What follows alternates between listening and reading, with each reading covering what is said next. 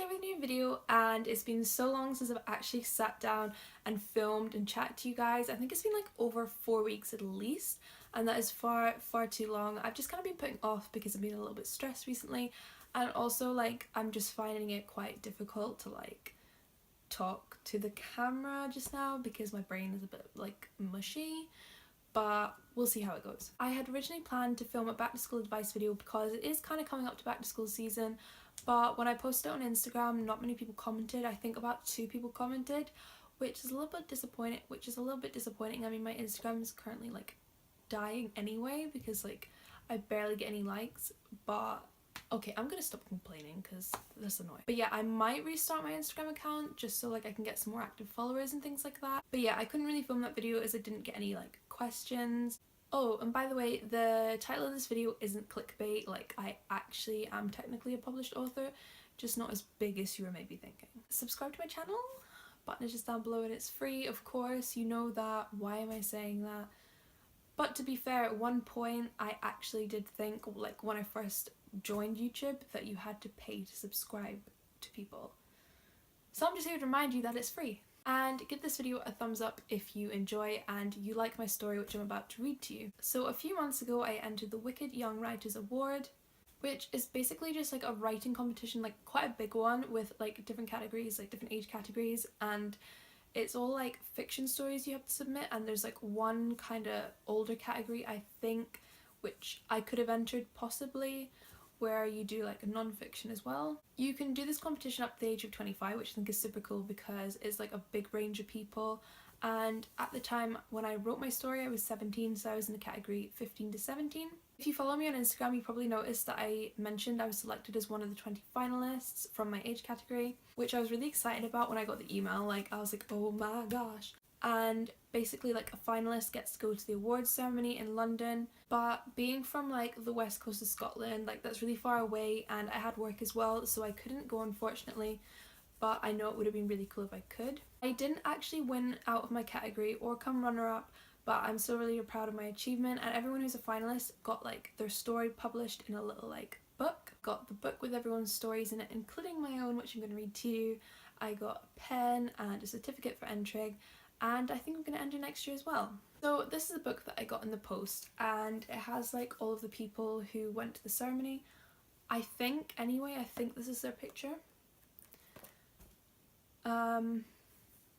There's a foreword by the Duchess of Cornwall. The honorary judge is Michael Mapargo, and the head judge is Cressida Howell. Okay, so I'm going to read you the entry that I sent in. So the title of my story is Cocova Island. Water lapped gently around the worn soles of my bare feet, the hot sand separating between my toes. Overhead, the blazing sun cast its magnificent rays across the shore, scorching all in its path, myself included. Not a single cloud could be seen, no shadows to provide a temporary solitude. I wandered wearily up and down the coast, just like I had done every day. 3 days had passed since my unfortunate arrival here. A week ago I had signed up for the ultimate desert island experience. It only cost $50 after all, yet I had not fully comprehended the magnitude of the faint-hearted decision. Another man and myself had been allocated to the island Cocova, and I had not seen him once. The experience was to last 2 weeks. It was our choice whether we wished to seek out the other participant and survive together, a choice I had not yet made. On the one hand, the allure of human company appealed to me like gold to a beggar, but on the other hand, I wished to prove to myself that I was capable alone. A deep growl broke the unsettling silence, startling me and sending me flailing into the water. The salt water rushed over my head, burning my eyes and rendering me temporarily blind. It took me a moment to realise that the animalistic noise had been emitted from the depth of my stomach.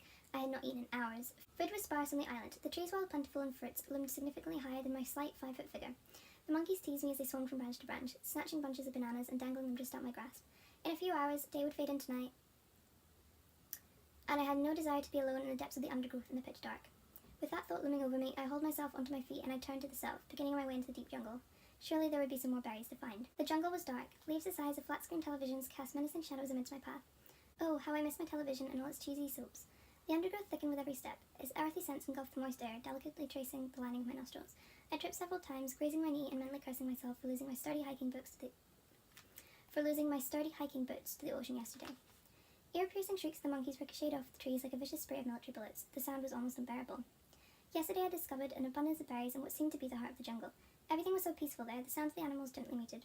When I was there, it was as though I was in my own little bubble. One of the upsides of the island experience was that I had been provided with the perfect opportunity to reflect upon my lifestyle. Pending my arrival home, I planned to immediately adapt my lifestyle to match my freshly awakened minimalistic mindset. There would be no more unnecessary hoarding, no random purchasing of needlessly expensive items, and no more wastefulness. I would start afresh, be someone new. After what seemed like an eternity, I reached my paradise. All was not as I'd left it, however.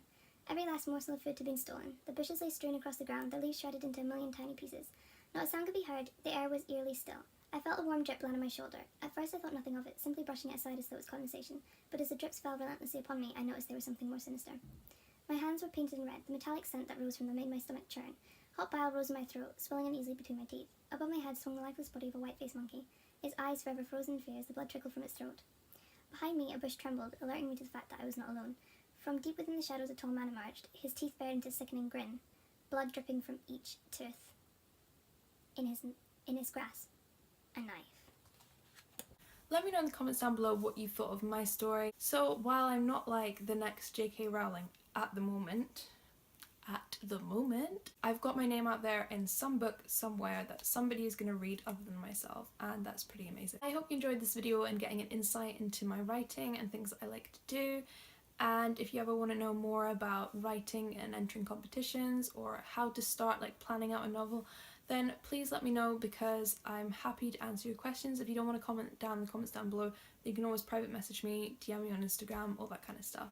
Leave me some suggestions for video ideas, because I need something fun to do that I'm going to be passionate about filming, I guess, but I can't really think of anything at the moment. And yeah, I'll see you all in my next video. Hopefully that will be in like 1 or 2 weeks. Definitely not leaving it for a month again. Bye guys!